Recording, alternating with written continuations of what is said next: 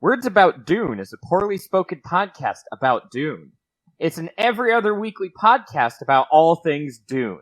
I'm Nate, and as always, I'm joined by my co-host Ben. How are you Duning, buddy?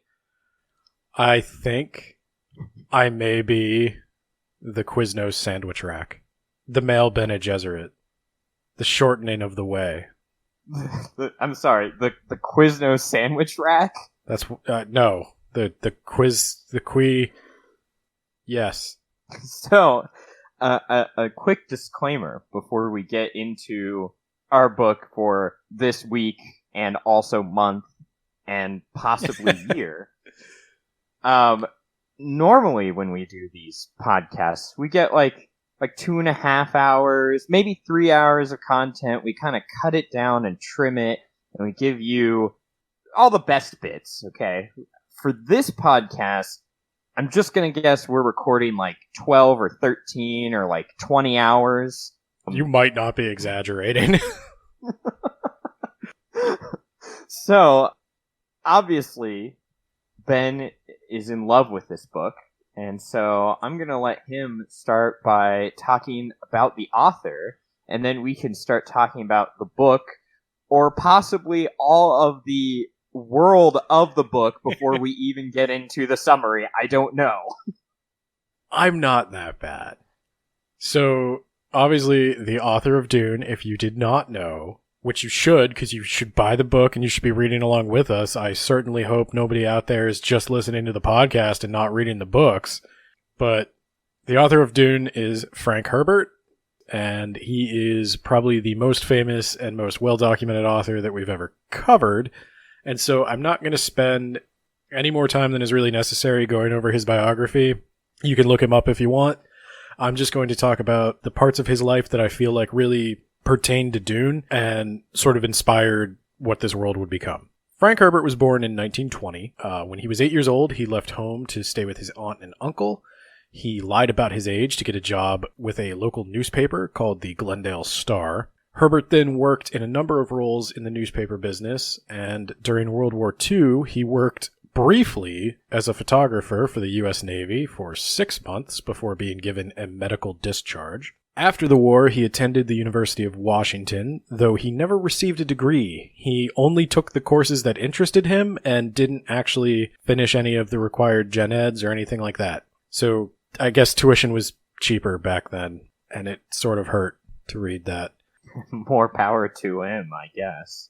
While he was doing this, he published 2 short stories in Esquire, a magazine that used to publish short stories. He then returned to journalism and worked as a writer and editor. He continued to publish short stories, with his first science fiction story being published in April 1952 in an issue of Startling Stories. He published his first novel, Under Pressure, in 1955. That's the name of the novel, not the condition under which he published it. During this time, he worked as a speechwriter for Republican Senator Guy Cordon. And remember, this was 1955. The Republicans weren't evil yet. I had to get a little political shot in there because we're talking about Dune. So Herbert, with the help of his wife, began to work on his writing full-time. Frank Herbert has famously said that the inspiration for Dune came from work he did on an article on sand dune management. He became fascinated with the idea of planting poverty grasses to stabilize sand dunes. And that should give you some idea of the excitement we're in for. That is sadly, very accurate, yes.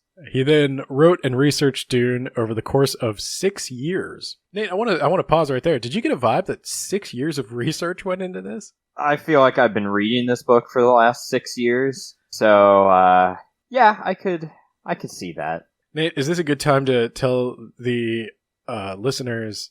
I forgot this, but you suffer from ADHD.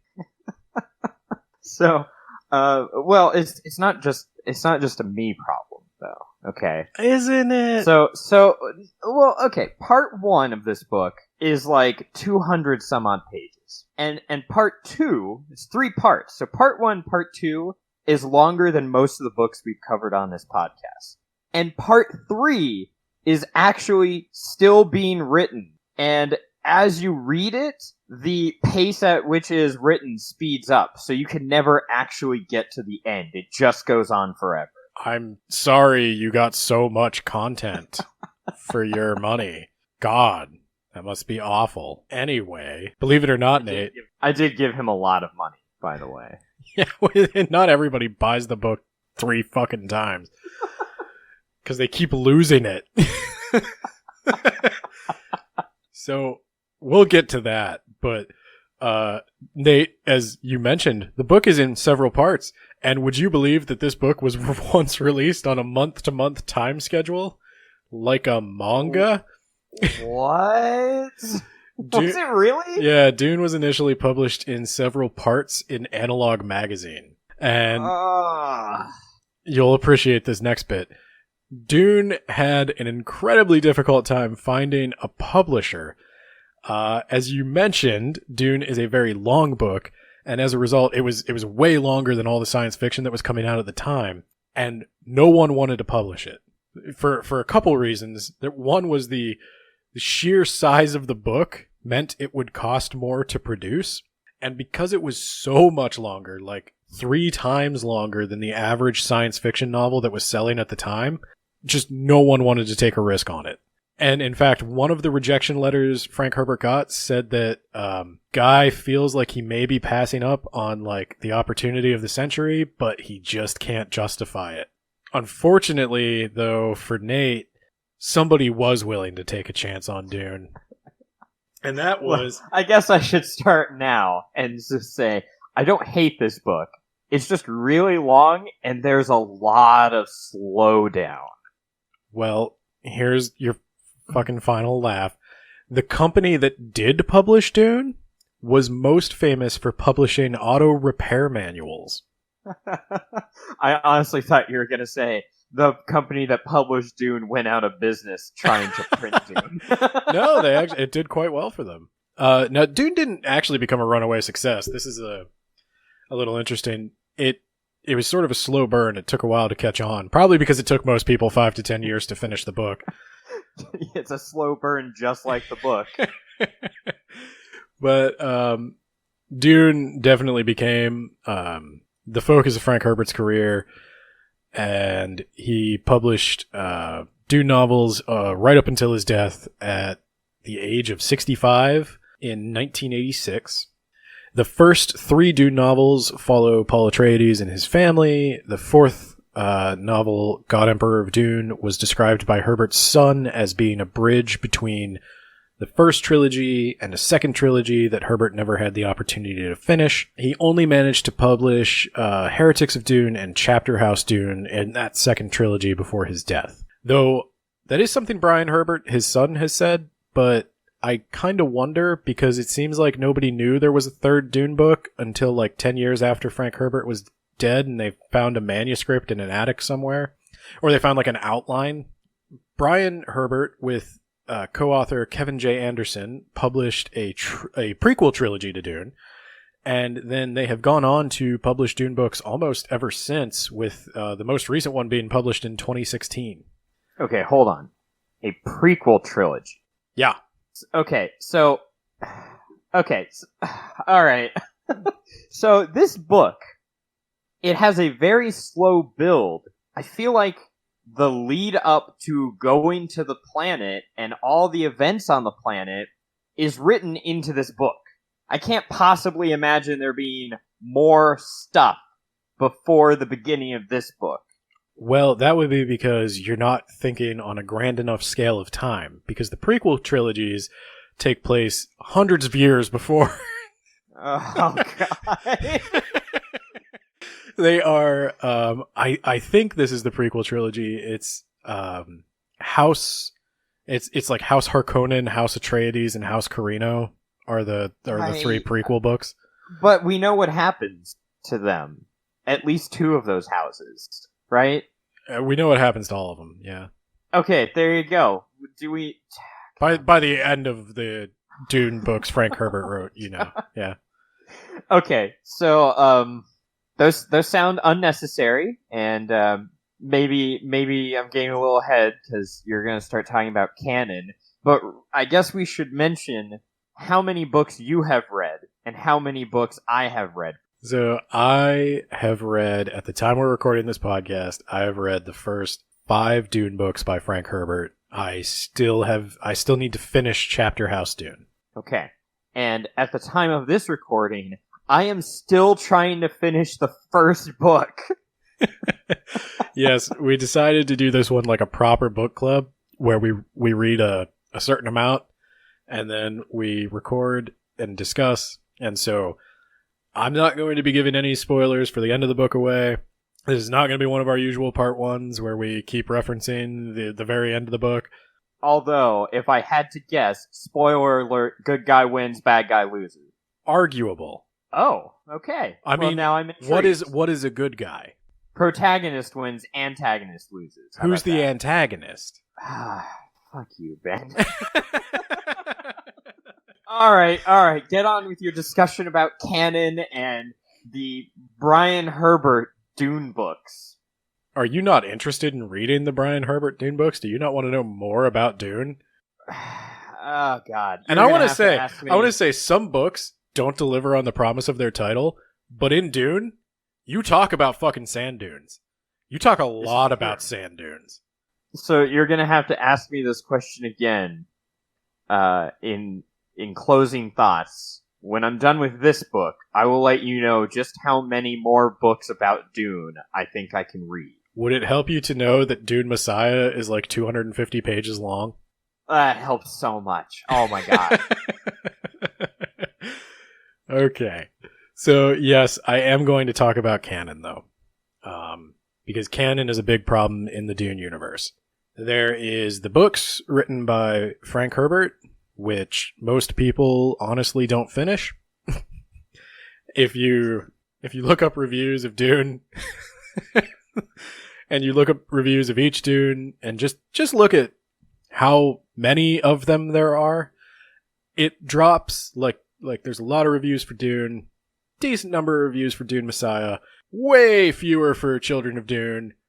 Almost everybody gets off at God Emperor. That's the end for most people. And then it's just me and like 5 other guys after that. And we argue a lot about canon. So a lot of people have said that the Brian Herbert Dune books belong in a different canon. They are the expanded Dune. I don't know where we've heard that before. Expanded Dune. That's what they call it. Fuck you. That's what they call. I don't make this up. Okay.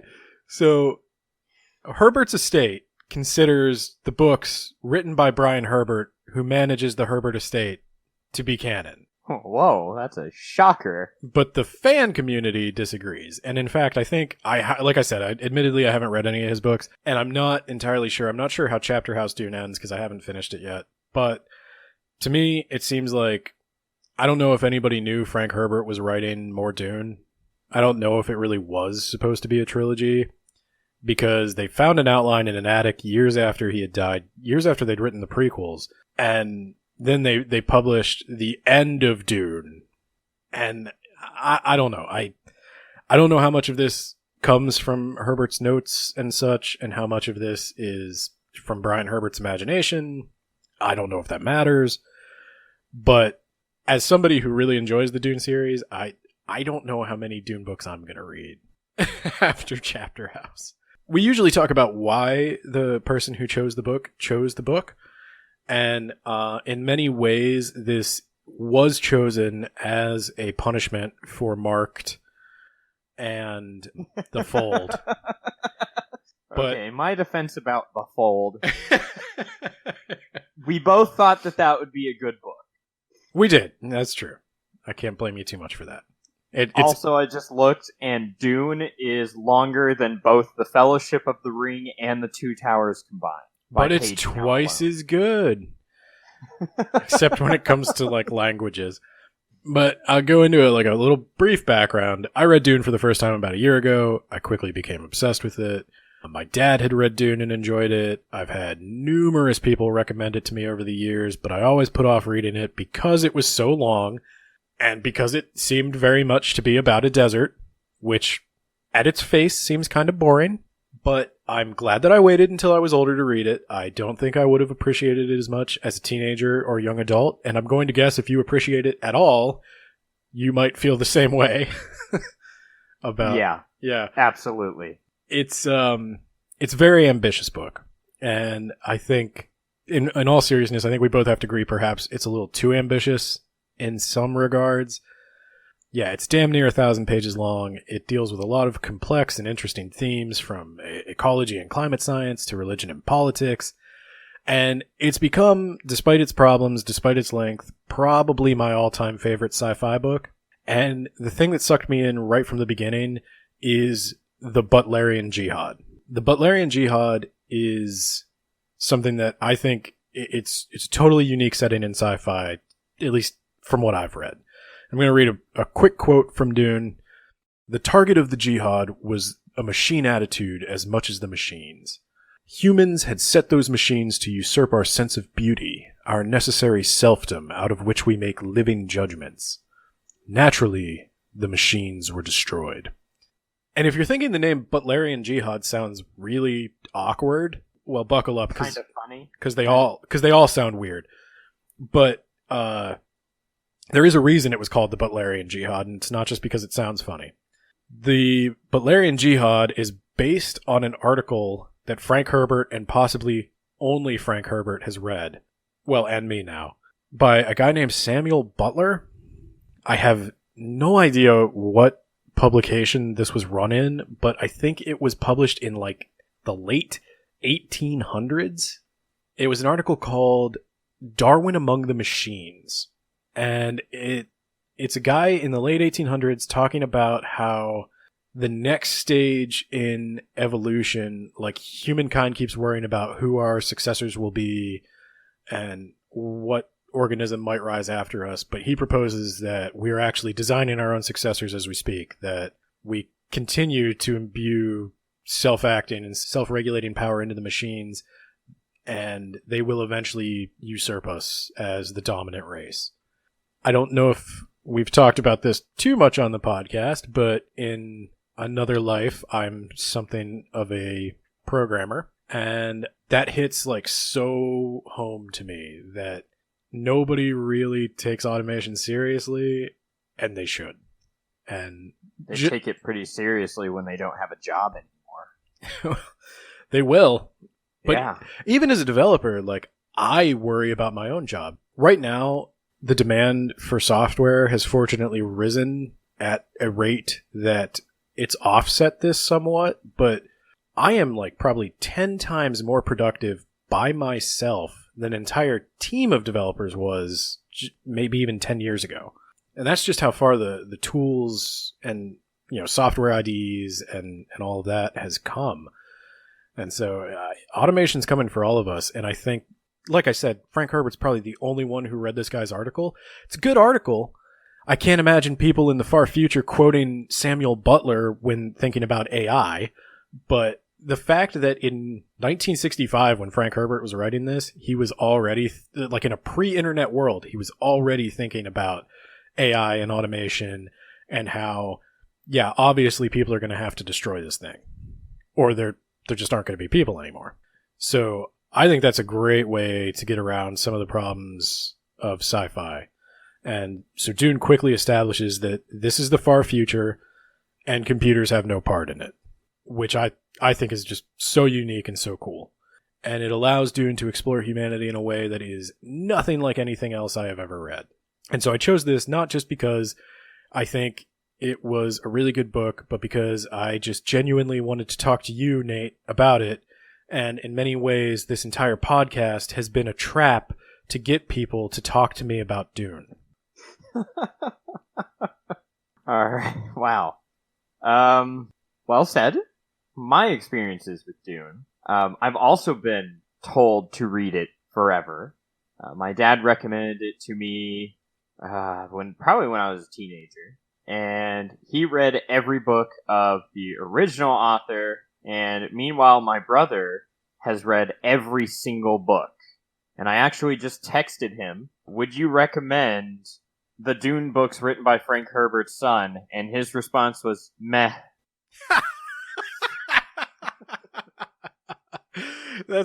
I have a feeling that's going to be my answer as well.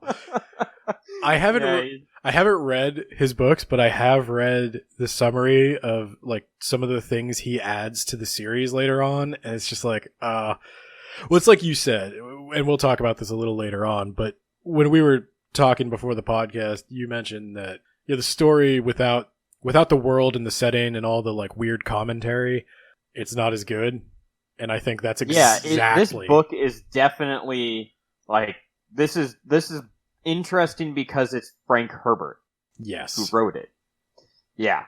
And that's why I mentioned in the beginning that he was a journalist. He worked for a Republican senator. He's very into politics. He's very into journalism. He's a guy who's been analyzing humanity a lot, and I just don't know if Brian Herbert. I don't know anything about Brian Herbert, but it would be big shoes to fill. Yeah, so to close out my experience with Dune, my dad lent me his hardcover book, and then I lost it somewhere for many years. So I bought a paperback a few years ago. Didn't get around to reading it after I opened up that first chapter. And then I couldn't find that book, so I bought an ebook version. And lost of course my Kindle. Left it in my car. Lost the car. I did find the hardcover and the paperback. So Brian Herbert has me to thank for some of that estate 3 times over for the same book. You're welcome. Do you want to see an absolute clusterfuck? Is it the original Dune movie? Yes. Go buy. My dad said it was fucking garbage. Go buy. Oh, it's such wonderful garbage. And I'm going to be referencing it throughout the podcast. He did say there was a BBC version that was much better. It's not about being better, Nate. I'm not kidding you. Okay, I'm going to tell you a couple of things. Before we start the summary, I'm going to tell you guys a couple of things about the 1984 David Lynch Dune movie. So, first off, they change tons of shit. And it's incomprehensible. The only way you have a shot of understanding what's going on in this movie is if you read the book. It's just utter nonsense. Second, guy who plays Paul supposing to be a 15-year-old boy, is played by a 35-year-old man. And the Lady Jessica is played by someone, and I'm not making this up, the Lady Jessica is played by someone 6 years older than the actor playing her son.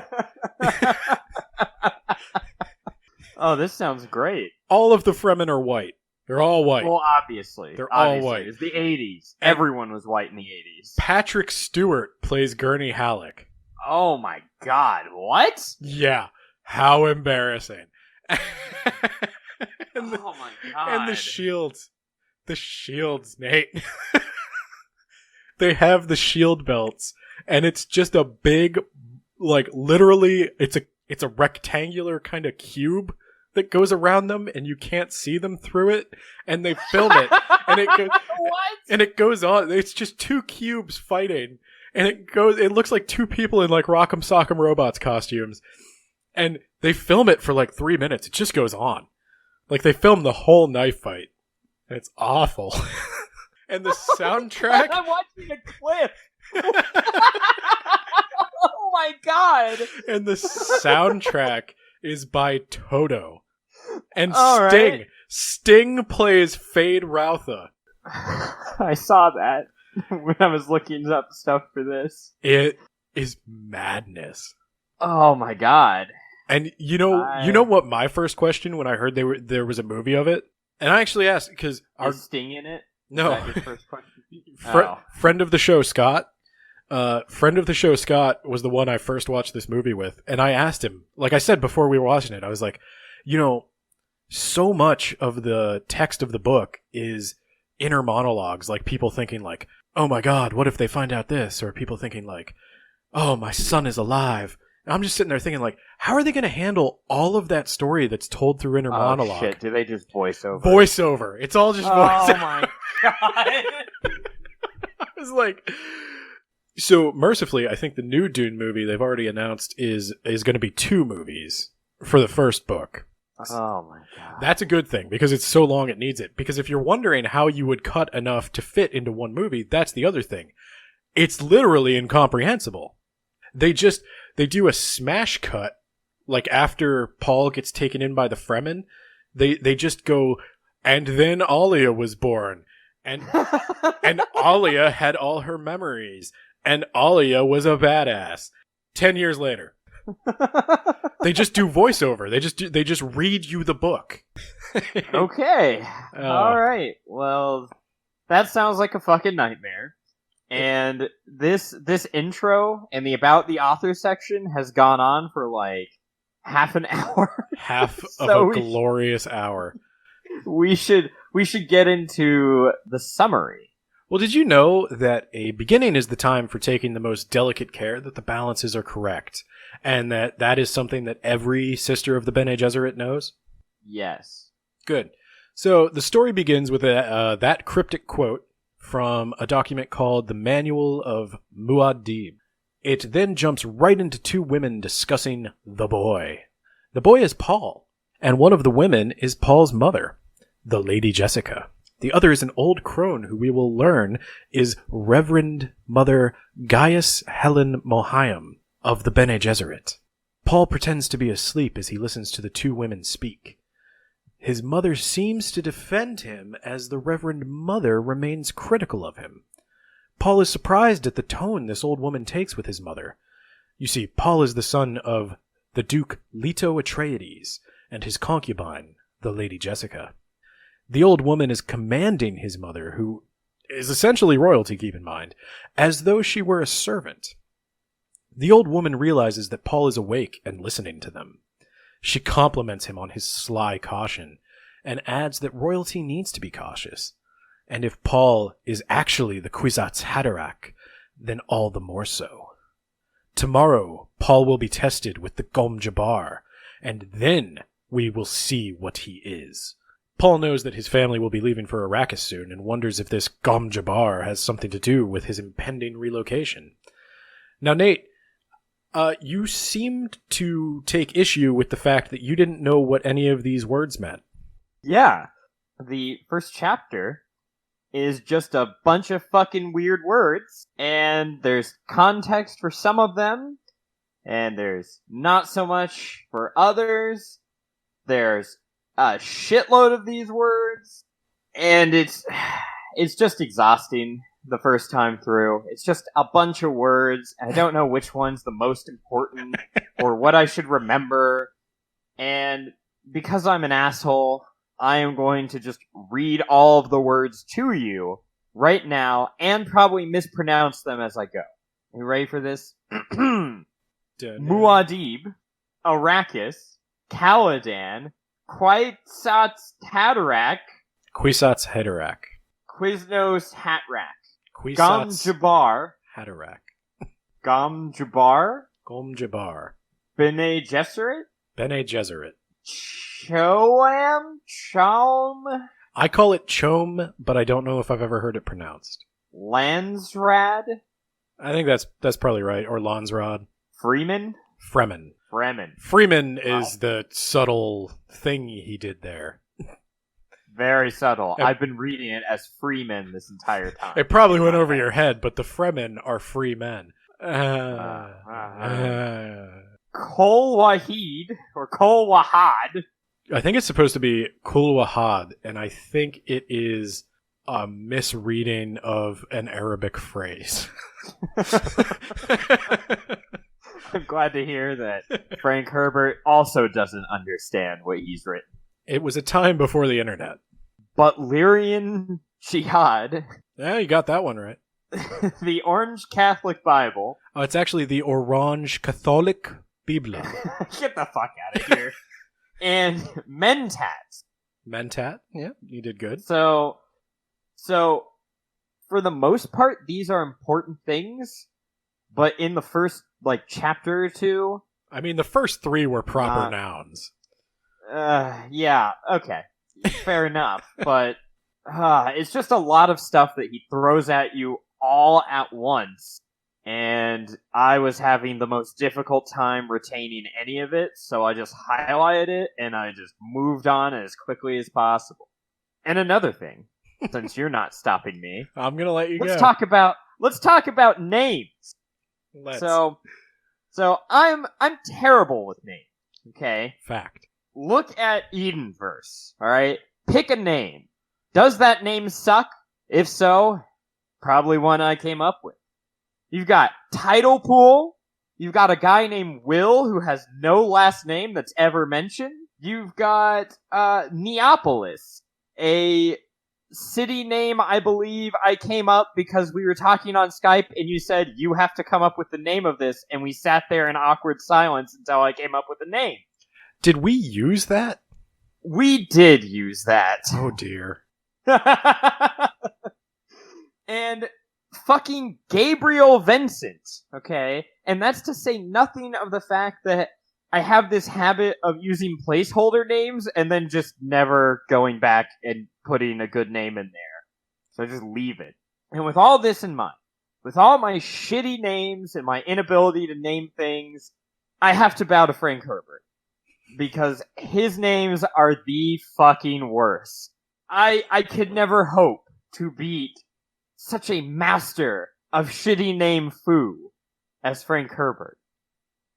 My favorite characters for terrible names are either the Lady Jessica, who is someone with no last name that's ever mentioned, and she's always mentioned as the Lady Jessica by everyone. No one just calls her Jessica at any point, I don't think. Well, I'm going to stop you there because Jessica is her last name. Oh, the lady is her first name? Yeah, it's pronounced. Oh. It's pronounced Thelody. Wow. And everybody just refers to her like they're on the same basketball team. It's like, yo, Jessica. Well, the other good one is Duncan, Idaho. A guy whose name just sticks out like a sore thumb. Sounds like he makes donuts and French fries. What's your fucking problem? Are they not delicious? Do you not like a hash brown? Get the fuck out of here. He's supposed to be like a general or something, really high up in a noble house, and yes, he sounds like he's gonna give you a delicious hash brown. He might. Nobles like hash browns too. Nate? Okay. So I don't know why you gotta be such a judgy Jason about this. The first chapter, or the first couple chapters, are painful to read, so just know that it does get better, and the names never get better. The names are always going to be awful, and you're just going to have to deal with that. Do you know, in one of the future books, spoilers, I guess, at some point in Arrakis' history, it is terraformed, and there is an Idaho River. Oh, God. He doesn't do anything. We'll get to it. He will. He will. Not okay in the next 1,000 pages, but in the following. He's a grower, not a shower. Okay. Oh my God, right. You have got to get to Heretics of Dune. He so is. Oh fuck. My review of Heretics of Dune is only Frank Herbert could find a way to make sex ninjas from outer space boring. Oh my God. Do I really want to read that? I might read it again. Yeah.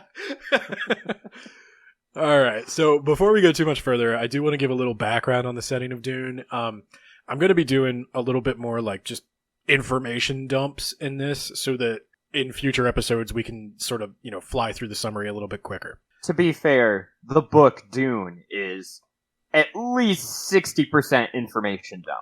Well, so a lot of it's like you were saying, a lot of these words are nonsense until they're used several times and you sort of learn them organically the way you would learn a language. It's basically like learning a second language. But we're not going to summarize them that way, so I'm just going to tell you what they mean.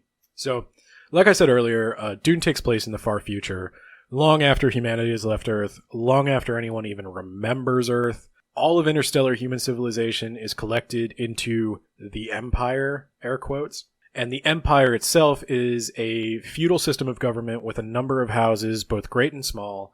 I don't really know what that means. It's never made clear. The great and small houses seem to be landholders controlling various habitable planets. The nobility of the empire is the Landsrod. So every member of a great or small house has like a voting stake in the Landsrod. I'm not sure what they vote on. In addition to the nobility, there are several non-landholding factions that wield political power in the empire. And as Dune series goes on, even more of these are going to come into play. But for this book, I wanted to highlight 3 political entities in particular. The first of these is the Spacing Guild. Faster than light travel is a bit tricky, especially in a civilization without computers to do the advanced calculations required to fold space without killing everyone in and around your ship. And that is how they travel. They have ships that have something called the Holtzman effect, and that literally folds 2 points of space together, and you just hop across. The spacing... Sometimes you emerge on the other side and you're a different person. I mean, yeah, one of those universes must connect to another universe that I told you you're not allowed to talk about. But yes, the Spacing Guild has a complete monopoly on the trade secrets involved in safely navigating interstellar space. And thus, the Spacing Guild plays basically the only role in transportation and shipping. No house can go to war without the Spacing Guild to transport its troops, nor can anyone take goods or services to market off their homeworld. In the Goods and Services Department, we have our next entity, which is CHOAM. CHOAM is an acronym standing for the Combine Audit Ober Advancer Mercentiles, which as far as I can tell is a meaningless string of near-random words. I have no idea what he was going for with that. CHOAM functions as sort of a central hub for interplanetary commerce, and in my opinion, it is probably the least well thought out of all of Dune's intricate political machinery. It seems to serve as a sort of central bank / stock exchange / contract negotiator / OPEC for spice. And we will talk about what spice is here soon. But the exact role of CHOAM and its inner workings are never really made clear. All I know is that somehow the nobility own stakes in CHOAM, and they are able to leverage that to make more money than people who don't own stakes in CHOAM. He has said in interviews that the inspiration for this was OPEC, but there's only one planet that has spice, and you can't have an OPEC with one guy, you know? So that's weird. But we're going to move on to our final political entity, which is, of course, my favorite, the Bene Gesserit. Bene Gesserit are an almost entirely female organization. It's almost. There are, beyond the Kwisatz Haderach, there are men in the Bene Gesserit, but some really lucky men, if you know what I mean.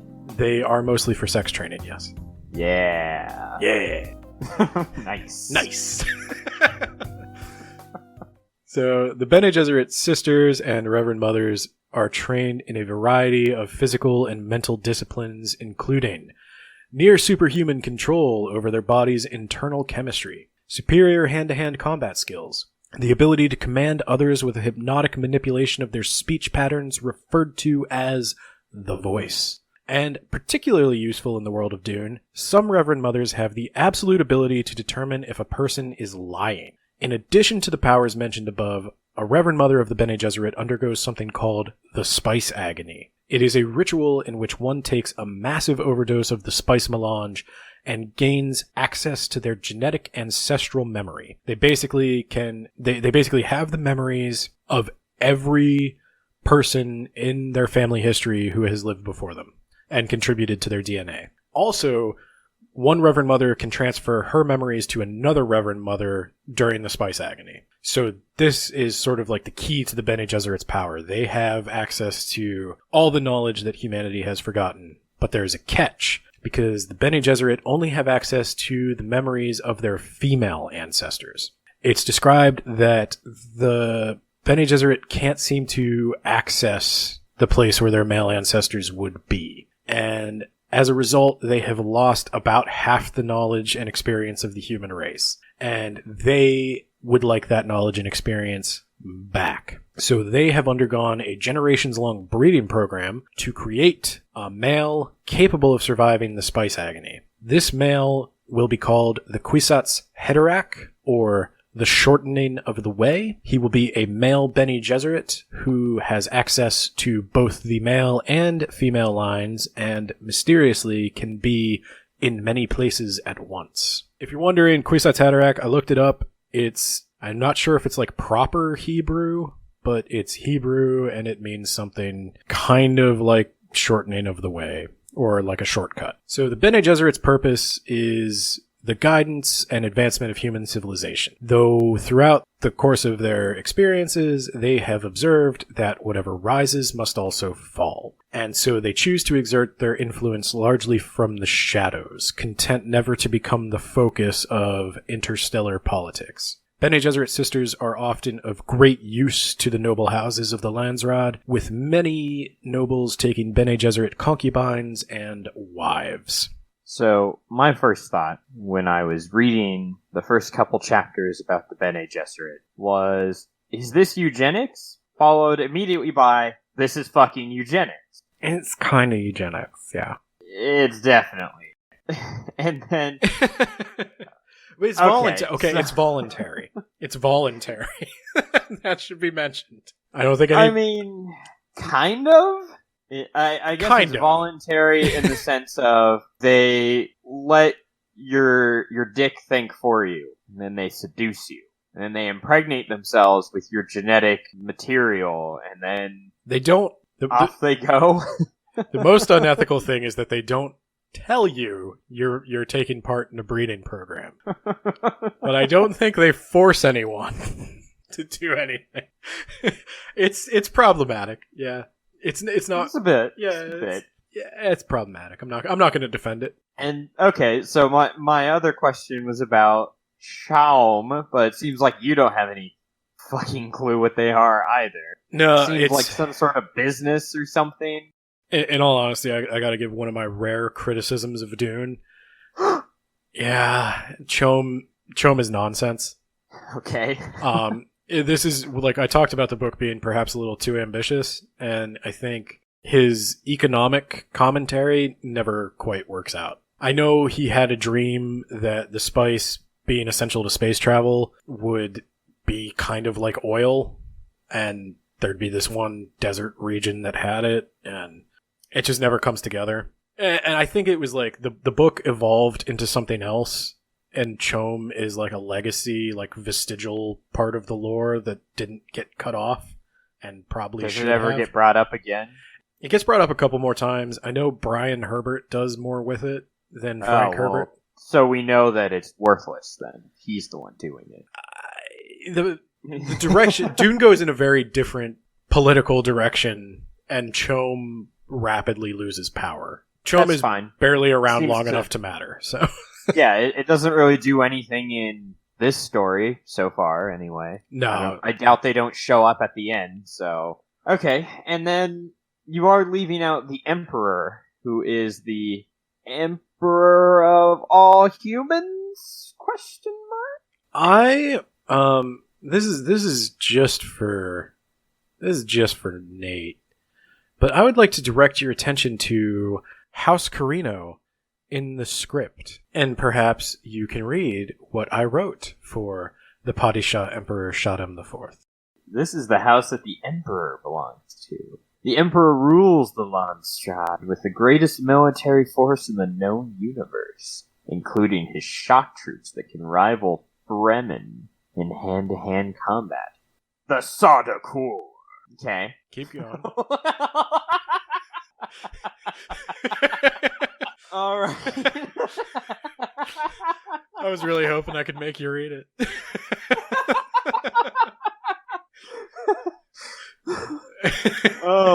Oh, that's good shit. Yeah, so basically I left the Emperor out because so did the story. Yeah, he just kind of does stuff in the background from where I'm at. He seems to have a feudal system of lords beneath him who, despite their different, like, titles, all have similar amounts of power. Like, the main villain... Okay, fine. The main antagonist is a baron, and Paul is the son of a duke, and there's also like a count kicking around the story. Yep. And they all seem to have very similar levels of power, even though in feudalism, that's not how that worked. Those were distinct titles, and Yeah, I'm in the same boat. Their titles are meaningless. Like, every person who has a title seems to be the leader of a planet. At some point, the Harkonnens mentioned that they have Giedi Prime as their main homeworld, and they might get Arrakis as a fiefdom. I don't know. I honestly have no idea what he was going for there. All I know is that the Emperor has the biggest cut of Chom. He doesn't levy taxes. They seem to go by like Chom prices. The way I gathered is, I think what Frank Herbert was going for was, there was a time in Earth's past where capitalists eventually owned so much of the market that they formed a unified company, and that unified company was just the sole buyer and seller of stocks, and they just only sold to members of their company, and that became an aristocracy, and they just adopted whatever random titles they liked, and the Emperor was the biggest deal, and so he got most of the profits, and he got just enough of the profits to make sure nobody could beat him. someone was like, I like Duke. I'll be a Duke. And someone was like, It's my theory. you know, Red Baron pizza is delicious, so I'm gonna be a Baron. And I should be the Grand Vizier. Yeah, I don't know. I'll be a Shah. Well, then I'm the Padishah. Damn it. Haha. Rock beats scissors, bitch. I don't know how much of that you can possibly leave in, but the... Oh, I'm leaving it all. It's gonna be a 20-hour podcast, motherfucker. The Emperor has the greatest fighting force in the known universe. Yeah, I don't know if I understand that either, because you could be the fittest guy in the world who could beat the shit out of me. But if I have a gun and you have a sword, Well, let me tell you why. I have a whole thing about that, but we can skip to it now. perfect. Okay. Basically, there are two key technologies in Dune that have made hand-to-hand combat the preferred method of fighting. So, they do have nuclear weapons, but there are enough, like, there's kind of a mutually assured destruction thing going on, and basically using nuclear weapons is unthinkable and would result in the immediate destruction of the house that used the nuclear weapons. In addition to that, they have personal shields. They have an energy shield that can go around you that will block any projectile traveling fast enough to hurt you. So guns... It also makes you look blurry as fuck. So guns don't work. Personal shields render guns irrelevant. They do have laser guns, but when a laser gun hits a shield, it produces basically an atomic reaction, and you get the same effect as if you had detonated an atomic bomb without the radiation. But if you move just slow enough, the shield does not register it as a threat. So, like, the shield doesn't block you from, say, breathing oxygen. As long as things are moving slow enough, they can pass through the shield. So if you attack somebody with a relatively slow-moving blade, the blade will actually slide through the shield, and then you can cut the person. And so sword fighting is the preferred method of combat in the Empire. I'd still just use a laser gun. Like, fuck it, you're gonna take over my planet. Time for everyone to die. I feel like maybe you're the villain. I'd win. Your people wouldn't. Eh? They won't live long enough to be enslaved by the Baron or whatever. They'll be dead, and so will all my enemies. Pretty win-win, really. Yes. Don't invade my planet, or we'll use laser guns on your shields. Well, let's go back to the story. As you may have already forgotten, we were talking about Paul, his mom, and an old lady.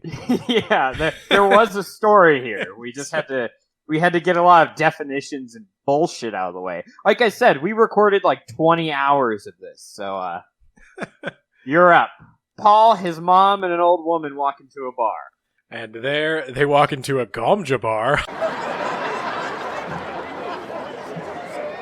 Ha! God damn it. All right. So, Paul wakes up the next morning, and his mother informs him that the Reverend Mother is waiting to see him, and that Paul must tell her about his dreams. Paul has been having what appear to be prophetic dreams, and that is something the Reverend Mother would be interested in, because she's into that shit. Paul asks about the Gomja bar, and the Lady Jessica is evasive, almost fearful. And the Lady Jessica has several reasons to be nervous. One is the Gom Jabbar itself, but the other is her old teacher's anger. You see, Jessica has kind of maybe done a little betrayal, and the Bene Gesserit Sisterhood is not happy with her. The Bene Gesserit, as we mentioned, have this generations-long breeding program. It's been going for hundreds of years, and it's been carefully managed, and Jessica just decided to fuck it up because she really loves her Duke. Jessica was only supposed to have female children, and that is something she can control with that amazing control of her own internal body chemistry. But the Duke really wanted a son, and she loved him, and he just wanted it so much that she was like, I'm just gonna have a boy. I mean, what do the Bene Gesserit even know? It's not, I mean, okay, yeah, they have all the memories of humanity, and they're, whatever, but I don't know, he treats me so nice.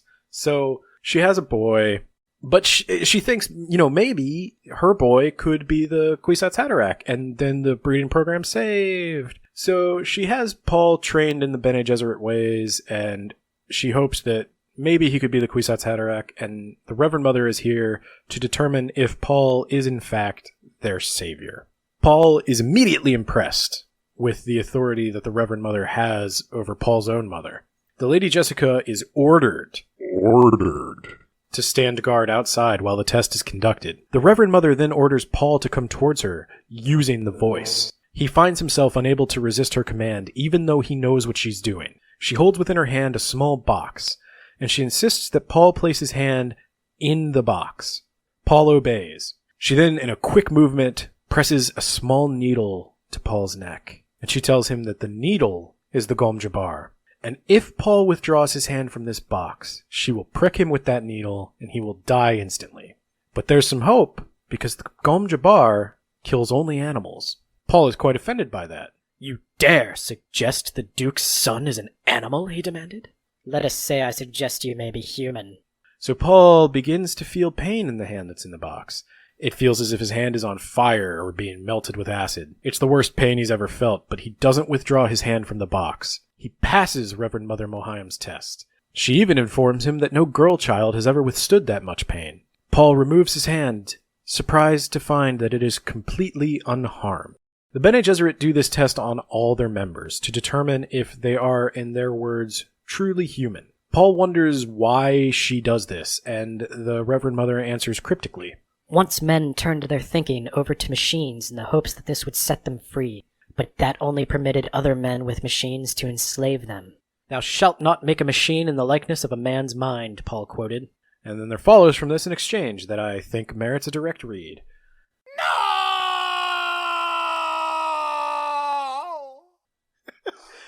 Okay. All right, let's get up to the Harkonnens. The Harkonnens, yes. So I don't know how you're going to edit this. After the test of the Gom Jabbar, we get our first look at the villains of the piece. Yes, I'm using that word after mocking you. The hated Harkonnens. So there is a meeting between the Baron Vladimir Harkonnen, his mentat. He also has a Russian name. That's how you know he's bad. Yes. He's an evil space Russian. His mentat, Peter de Vries, who's a Frenchman. Oh, I keep calling him Peter. Okay, all right. It could be Peter. In the 1984 movie, they say Peter, but that's not a lot to go on. So, and there's the Baron's nephew, Fade Rautha Harkonnen. The Baron and his mentat are going over the particulars of their plan.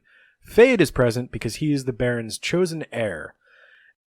There's a real quick aside here. I'm just going to tell you what a mentat is. A mentat is a person. Another aside. A mentat is a person trained from birth to be an analytical machine. They have a few abilities that separate them from normal people. A mentat has a near-perfect memory. They use a variety of drugs and mnemonics to take in vast quantities of information. And they aren't just databases, though. Mentats are master logicians and data analysts, and given proper data, they are able to find patterns and make predictions that others might not be able to see. And as a result, mentats are absolutely invaluable to the nobility. So getting back to the Harkonnens, the mentat is present because he is going to be discussing a battle strategy that he's devised for the Baron. The Harkonnens are not only the villains of this piece, they are also very much cartoon bad guys. The Baron is described as being morbidly obese to the point where he is unable to move without the assistance of suspensors strategically placed around his body to lift his fat. And he's also a pedophile / child murderer. Piter de Vries is a coked out sex pervert who wants the Lady Jessica for some reason, and I'm not entirely clear if they've even ever met or how he knows her. Fade Routha is just a psychopath, but in this family, that actually makes him the nice one. And the Harkonnens are currently in the possession of the planet Arrakis.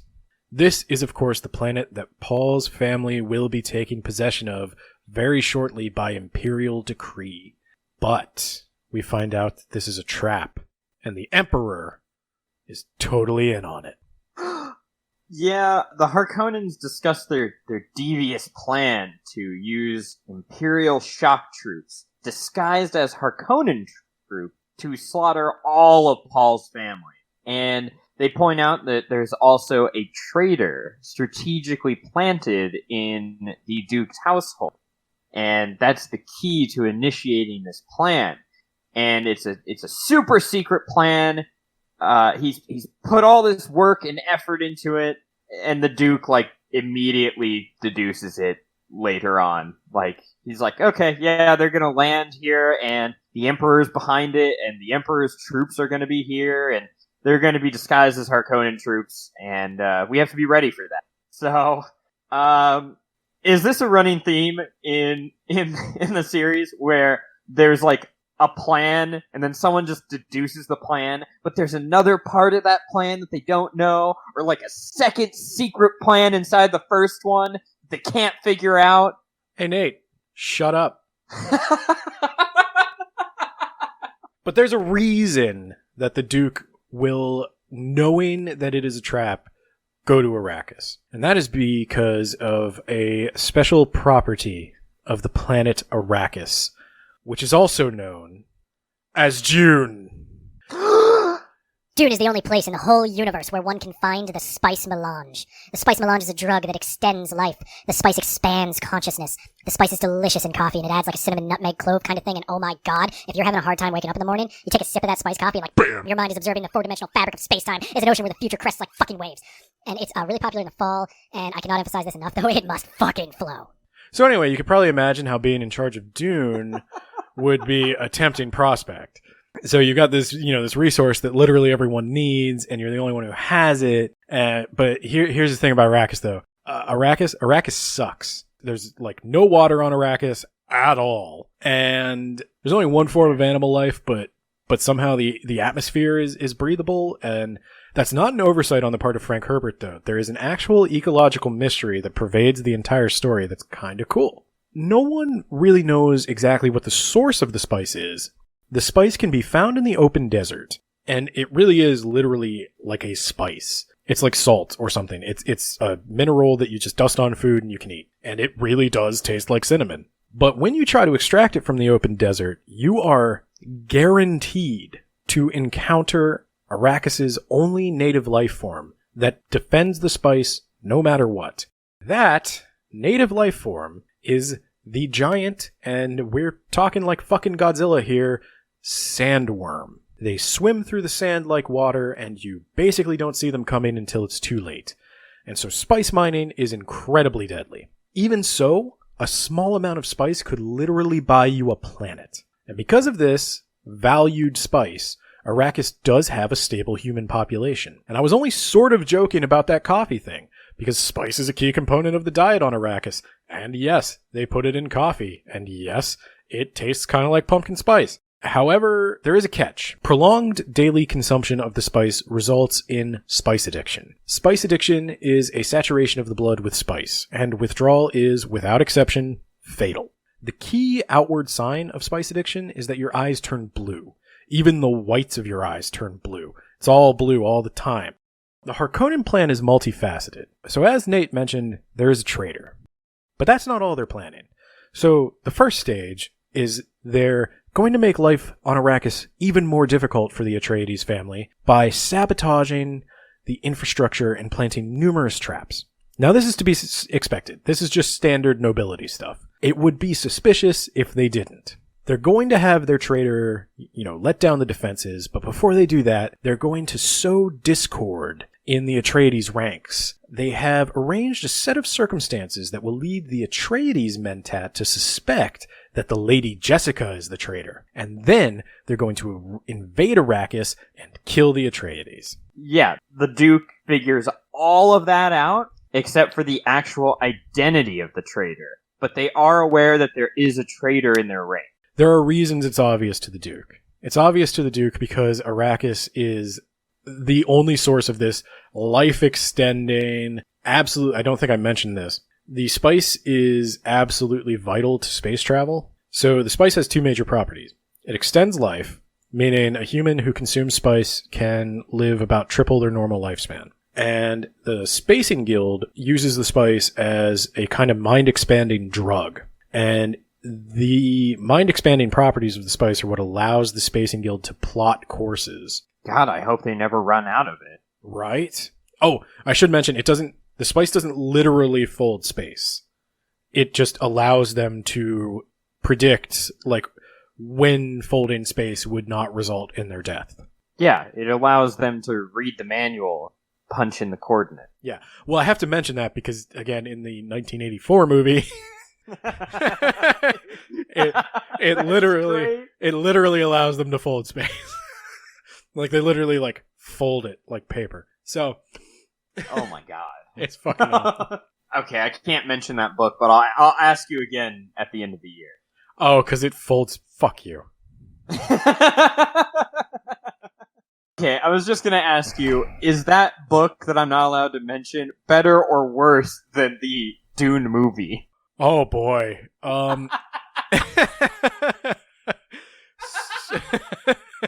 So, in terms of being a coherent story, The Fold is better. Oh my god, what? I'm not kidding you. So my wife bought me the Blu-ray of the 1984 movie, and we watched it. Is it because she wanted you to shut up? Yeah, kind of. And we watched it together, and I had to pause it fucking maybe 20 times to tell her what was happening. This plan that the Harkonnens have to dispose of the Atreides, this is the secondary reason for the Reverend Mother's visit to Caladan, which is the Atreides' home planet. She is there to see if there is any chance of salvaging the Harkonnen and Atreides bloodlines that the Bene Gesserit have worked so hard to establish. You see, if Jessica had had a girl the way she was supposed to, then that girl could have been married to Fade Routha Harkonnen, and the breach between the two families could have been sealed, ignoring all the horrible things he probably would have done to her. Since Jessica gave the Duke a male heir, though, that is no longer possible.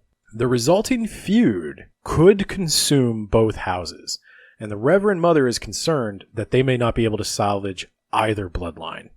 There is a slim chance that there could be hope for Paul, but if he's not the Kwisatz Haderach, he's screwed, and the Bene Gesserit can think of no way to save his father. And Paul is present for this whole conversation, and he insists that there must be some way, but both Jessica and the Reverend Mother seem reserved to the fact that the Duke will probably die on Arrakis. The Reverend Mother insists that if Paul's to have any chance, his training needs to be expedited. He will need the voice if he's to survive the coming trials. So Nate, we've talked about this a lot now, but I'm going to assume you're thoroughly confused at this point in your reading. Yeah, it gets easier after you get over the initial hurdle of the first few chapters. I just thought of something. Do they lose Caladan? Yeah. Wow, that fucking sucks. So yeah, they have to give it up. And the father is also pretty aware that he's screwed. Yeah. That's another point I want to bring up. Yeah, that's a good point. Yeah, he not only realizes the Harkonnen plan, he realizes that there's a really good chance he's not going to make it. But he thinks Paul will. So, some days later, much of the household has already departed for Arrakis.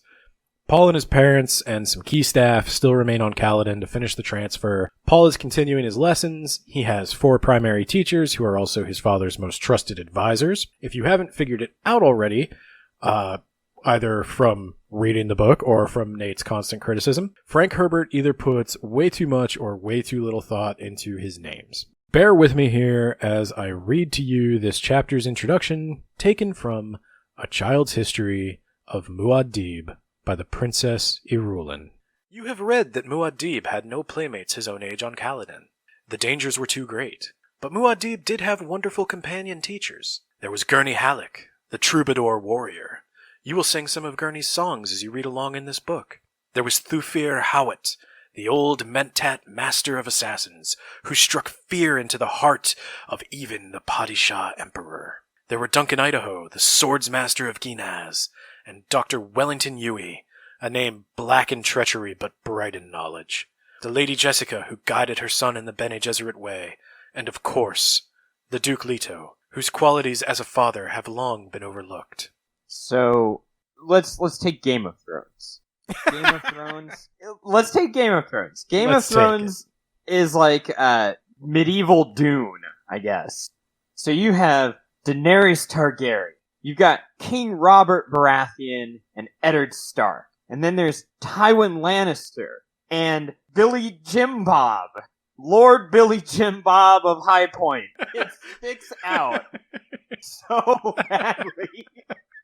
So, yeah, look, I'm not going to lie to you. You hit a nail right on the head with that. Frank Herbert is trying and failing to do something, and like I've criticized authors on this podcast for many times, it's the laziness that gets him. He is trying to show that there has been a cultural melting pot, and there are a variety of different cultures molded together. Like, you've got the Reverend Mother Gaius Helen Mohayim. She's a reverend. She's named Gaius, so what? Latin, Greek, Hebrew. She's Reverend Mother, Latin, Greek, Hebrew. But that's the problem. He doesn't blend them. And it's not a melting pot with Frank Herbert. It's a salad. Every piece stays distinct, and they're just kind of thrown together and tossed around. And he does it with the names, he does it with the faith, and he does it basically with all aspects of culture. He just takes... He's especially a fan of doing, like, Islam plus a thing. Buddhism plus a thing. Buddhism. That's literally... That's literally one of the religions. Oh my god, is that real? Yes, there are several, and he describes it this way. Buddha-Islamic faiths. And one of the key faiths that the Fremen are based on is the Zen Sunni religion. And it's supposed to be a mixture of Zen Buddhism and Sunni Islam, which would be a fascinating combination. But my thing is, like, we have established history of various religions coming together and sort of merging. So say you've got like some of the pagan traditions of like the Germanic peoples. You've got Yule. Yule mixes with the winter solstice celebration in Rome, mixes with the Christian birth of Christ, and you've got Christmas, and you celebrate it with a Christmas tree and some stockings, and Santa Claus comes, and you exchange gifts.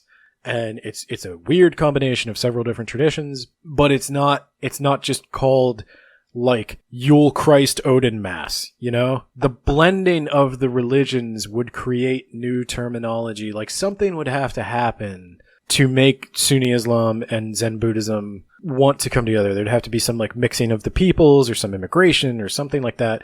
And that's what George R. R. Martin does very well. Like, he has established patterns of immigration into Westeros. He has the Children of the Forest are there first, then the First Men come, and they sort of fuse religions with the Children of the Forest, and their traditions merge, and they've got all these weird common cultural elements, and then the Andals come, and the Andals bring with them their seven gods and their weird names, and the languages change a bit, and you get the first god, the old gods and the new, and all that junk. And Frank Herbert just didn't do the background work. He was just like, yeah, it's like Zen and just Islam, Sunni. And also keep in mind, he's writing at a time, this is pre 9/11, probably most people he knew had never heard the term Sunni. They might know what Islam is. They might know what the Quran is. But that's about as far as most people in America in the 60s went, I think. I think he was just kind of like pulling old exotic sounding words out of a hat and mixing them together. And I have heard some people accuse him of a smidgen of Orientalism for that. He wanted something superficially exotic, And his version of Zen Sunni has nothing to do with Zen or Sunni Islam. And he just wanted an exotic sounding thing. And so he did that. And that's kind of what he was trying to do with the Duncan Idahos and the Gurney Hallecks and all that junk. Like it's lazy, it doesn't merge well, and it was a total missed opportunity to do a little bit of world building and make Dune feel real. I'm going to resume the summary. We're going to try to get through some of this. So Paul's going to have his lessons, and so each of these fascinating gentlemen is going to come through and teach Paul a little something about the world, and maybe we'll learn something too. So the first one who comes in is Thufir Hawat, the Mentat Master of Assassins. And he's basically the Duke Leto's head of the CIA. And he chides Paul for sitting with his back to the door, though Paul informs him that he heard his footsteps coming from a long way away. And Thufir suspects that Paul may actually be able to accurately determine who is coming from their footsteps thanks to the training he's received from his witch mother. You see, Thufir is something of a bigot, and Paul has many questions about Arrakis. Some that he hopes Thufir can answer. He's been studying the planet, and through his questions, we learn more about the harsh environment and the effect it has on the people who live there. We learn of the Coriolis storms, sandstorms that build up 6 or 7 meters across, winds that can blow... Just say it. Fucking Iraq is... Just got that. We learn about the Coriolis storms, sandstorms that build up across 6 or 7 kilometers, winds that can blow sand and dust at 700 kilometers per hour, and these winds are capable of scouring flesh from the bone and then pulverizing the bone into splinters. Paul inquires as to why Arrakis doesn't have weather control. And put a pin in that, dear listeners, because that's a very good question. And also, Nate, put a pin in it. Put a fucking pin in it. It turns out that the Spacing Guild wants a very high, almost suspiciously high price for satellite control around Arrakis. Paul asks about the Fremen. The Fremen are an exotic and legendary people in the Empire. They live outside the protection of the Landsraad, in the open desert of Arrakis. As a result, they've developed a variety of skills and technology which allow them to survive out there. The most iconic of their technologies is the still suit. The still suit covers the body and recycles the body's own moisture. We'll learn later that a still suit properly worn and maintained can allow a person to survive up to 2 weeks off of their own moisture. Yummy. Indeed. So hold on. Are the Fremen native to Arrakis? No one's native. Well, I mean, define native. Are they the first people that went there? Yes. They didn't evolve on that planet, though. No, there's no such thing as aliens in Dune. Okay, so, okay, that makes a lot more sense, because I was like, wait a minute. There was another planet that also grew human? No, there's no such thing as aliens in Dune. The Fremen arrived there as part of a Zen Sunni migration. Alright, continue. And Paul learns a third thing, the most important thing of all. In the open desert, Paul will find only spice and sandworms, except for the Fremen that were previously mentioned, who live there. So, Hawat lets Paul in on a little secret. As far as the Fremen go, the Atreides have learned that there are way more Fremen on Arrakis than the Empire suspects. The Fremen were also much more a thorn in the Harkonnens' side than the Harkonnens would like anyone to know. It's possible that the Fremen could be very reliable fighters, perhaps even as good as the Emperor's own elite Sardaukar troops. Paul's next lesson will come in the form of some combat training with the troubadour warrior Gurney Halleck. Paul says that he's not really in the mood for combat training, and Gurney tries to stab him. Halleck turns on his own bodily shield and attacks Paul with a knife. This introduces the reader to the combat that has evolved in the Empire. As we previously discussed, they like to use shields and blades. But Paul ain't no punk bitch, and he'll be goddamned if he's getting shivved on this yard. He fights Gurney Halleck all the way to a draw. Surprised at how seriously Halleck is taking this fight. Halleck informs Paul that the problems he's about to face on Arrakis won't care if he's in the mood or not. And yes, like all sci-fi books from this time period, it seems very unaware of the homoerotic subtext. Paul's third and final lesson of the day comes from Dr. Yui. Yui is a Suk doctor. Suk doctors are highly valuable because not only are they excellent doctors, they undergo a form of psychological conditioning that prevents them from violating their Hippocratic oath, unlike Nate. Also, forget about the psychological conditioning because the Harkonnen mentat Piter de Vries has found a way to break the conditioning. Yui is a traitor! Hey, Nate! Do you want to tell me about the ingenious method that the Harkonnens used to break the unbreakable conditioning? I'm sure it's not literally the first thing you would try if you were a cartoon villain trying to manipulate someone. Surely Piter de Vries is more sophisticated than, say, Bowser from Super Mario Brothers. So, Piter, off screen, before the story started, he busted into the castle and he threw a giant cake on top of Yue's lover, Wana, and he carried her off with the Koopaling. I mean, the Harkonnen. He kidnaps Yue's lover and Wife. holds her hostage. Wife, lover, I couldn't. He holds her hostage, and they're like, hey, betray everyone you know and love, and we'll release this person. And Yue is just like, that sounds reasonable. And he doesn't even ask for proof of life. And in fact, he strongly suspects she's already dead, but he just does it anyway because he's a fucking moron, and he's never watched any sort of hostage-taking TV show. Also, his imperial conditioning sucks. Like, if a Sook doctor can betray you the first time someone leans on a loved one of theirs, like, that's the first thing. Like, what are you conditioned against? That's the first thing someone would do. Other than, like, do it or I'll smack you. Yui, he doesn't have time to give Paul the lesson today, so he's just there to talk and to let Paul know that his dad's going to be there shortly. But in the meantime, Yui gives Paul a gift, partly to help Paul and partly to help assuage Yui's own guilt. He gives Paul a copy, and it's some kind of micro book. I don't know. Just assume he gave him a book because I can't even imagine the thing that's described. It sounds like something that's incredibly tiny and has a magnifying glass. Yeah, It's like a super miniature condensed book. I think it was supposed to be portable microfilm somehow. Because getting rid of computers that think for us also means getting rid of CDs. But yeah, so aside from this micro book, the micro book he gives Paul is a copy of the Orange Catholic Bible. And we're going to enter into another one of my pseudo-philosophical conversations here. I just wanted to cover something really quick because... Hold on. Call it what it is. Ben's Douche Philosophy Corner. Yes. All right. Continue. So, yes, full disclosure, I've given Nate full editing powers over Dune. So I have no idea how much, if any of this, will actually make it into the podcast. But I wanted to briefly talk about sort of how Frank Herbert uses religion in Dune and how he uses terms. Because religion is very important in Dune. It becomes increasingly important as the book goes on, and then in future books, it like is the plot. The Orange Catholic Bible is... this is not made clear in this book, but in future books it is, and it makes a lot more sense. The Orange Catholic Bible is not a Catholic Christian Bible.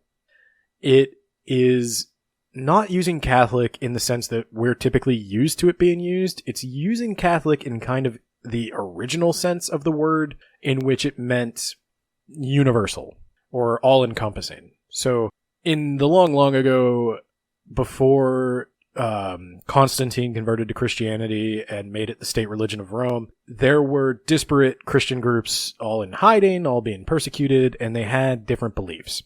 And after Constantine converted, they started having these ecumenical councils where they brought all the different Christians together and they settled religious questions. Like, for example, was Jesus truly divine or was he just a human prophet?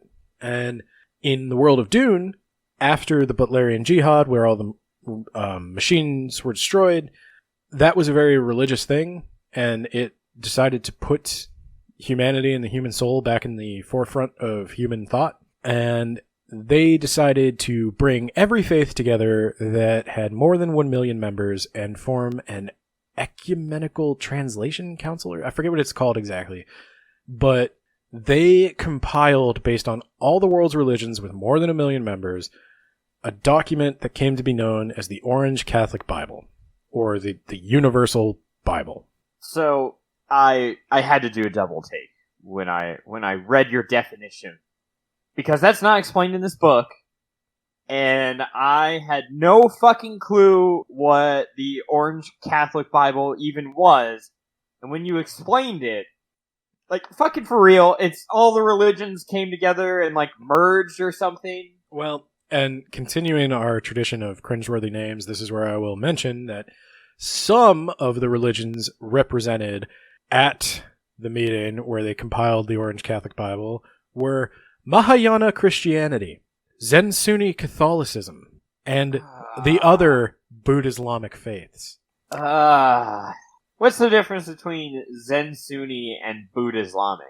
Well, I guess Zen Sunni is a just particularly Zen Buddhism offshoot, and well, because they've got. I'm sorry I even asked. They've got Mahayana Christianity in there, and Mahayana is another school of Buddhist thought. So I guess there could be like Theravada Shia. I don't know. Because if there's anything we know about religions, is that they get along really well with each other, and they like merging with one another. No, just the Christian ecumenical councils, where everyone there is a Christian, is contentious. It worked out really well for them. The Catholic Church they went unsplit for at least 100 years, a couple hundred, I think, before the East-West split. Yeah, I think they went for like a good 700 years. Yeah. And then the Byzantium just decided that it was going its own way. They wanted to wear different hats. Oh, God. Oh, Jesus. But yeah, I read that. I was just like, fuck you, Frank Herbert. No, it didn't. The reason I wanted to mention it was because, just like I said, there's a couple of things going on here. One of the things going on is I don't think he would have anticipated that. I suspect the average American reader has probably heard the word Sunni before in today's modern times. In 1965 America, maybe not.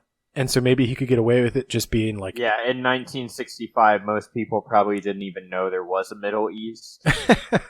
Well, Bugs Bunny went there sometimes.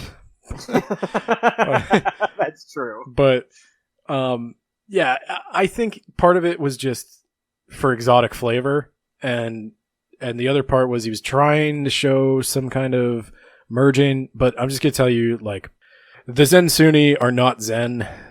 They are not Sunni. The Orange Catholic Bible, not Catholic. Just whenever you see like a contemporary religious term, assume it is a totally fabricated new religion, and you will be a lot better off. Don't try to look for similarities, because they're not there. All right. We should wrap this up. I want to wrap it up just with Paul finally meeting with his father. Meets with his father. His father tells him that they're going to Arrakis. It's going to be dangerous. But he explains to Paul why they have to do it. That they, A, have the potential to secure spice production. And if they don't take Arrakis, if they refuse the post, then the knife is just going to be waiting for them, only now they won't know which direction it's coming from. And that is just sort of there to prove that, Leto's not an idiot. And he is going to do his damnedest to make sure the Harkonnens pay for this. And when we come back next time, Paul and his family will go to Arrakis, and they will finally see just what a hornet's nest they have stirred. Yeah, and if it sounds like this took a while just to get to the point where we're departing for the planet that the book is named after, that's about how the book itself flows. It is a very slow burn. We had to stop to get to things. Yeah, we had to stop to keep doing asides to explain all the stuff that's introduced. But in the book, they just have conversations that repeat and add context and repeat and add a little more context. And yeah, I decided I'm the one who structured this episode, and I know it's a big information dump. I hope we had some entertaining asides. But But yeah, And it should go a little hopefully- smoother from now on. Yeah, from now on, the episodes with this foundation, we should be able to go a little quicker through the rest of this, and I expect we'll get through part 1 on our next episode. Yes, I don't know how many episodes this will take yet, but my goal is 4 parts. We'll see. We're shooting for 10, 20 hours. This may just be a Dune podcast. It is Words About Dune, So and thank you for listening. no, The whole 2 of you who've stuck around. Don't forget to check us out on Twitter at WABpod. We're actually going to be doing all of our Dune episodes back to back, week by week, instead of every other week as we've been doing. So check that out next week. And after we're done with Dune, if we ever actually finish it, we are going to be reading The Murder of Roger Ackroyd by Agatha Christie. Should be a good one. Good night. Maybe I'll just cut out the whole part, except for leave it there's in. no such thing as Mary Stew and Gary Stew. Leave it all in. Speed it up. Paul survives the most pain. Paul is going to be a Bene Gesserit and a Mentat and a fighter, and he's super nice and super cool, and all the girls like him. And I bet he even plays guitar, which actually I think he literally does play guitar in this, and he definitely does. I'm actually at that part. And literally anyone with half a brain could have figured out that the Bene Gesserit were into politics by the way that I previously mentioned, that they insinuate themselves in political situations constantly, and all their members seem to be married to someone very important. And yeah, Paul's definitely like, he's great at everything. He's kind of Mary Sue. They're going somewhere with it, I promise. Definitely if you make it to Dune Messiah, you'll see that there are complexities to Paul's character, but yeah, for now he's just kind of got rolled. Nate, were you at all intrigued by the idea of machines being a crutch / Paul's amazing powers? So, first of all, not a Mary Sue. He's a Gary Stew. According to some video or whatever, or maybe an article I saw or read online, totally different and much better. And then, yeah, I like hyper-training of the human mind. I think that turn your brain into a computer is interesting. It's not something I see in other sci-fi. It sets it apart, that and the space politics, the writing style. Like I said, if you take Frank Herbert out of this book, it's kind of just a bog standard story that goes on too long. Do you want me to respond to that? Gary, yes. Okay, why is I can defend that position. Alright, so can you tell me about the difference between Gary Stew and Mary Sue? Gary Stew is dude, whereas Mary Sue is not. And Gary Stew, they are more invested in the plot or something. They have more direction. They have more, what's the word I'm looking for? Penis? They have...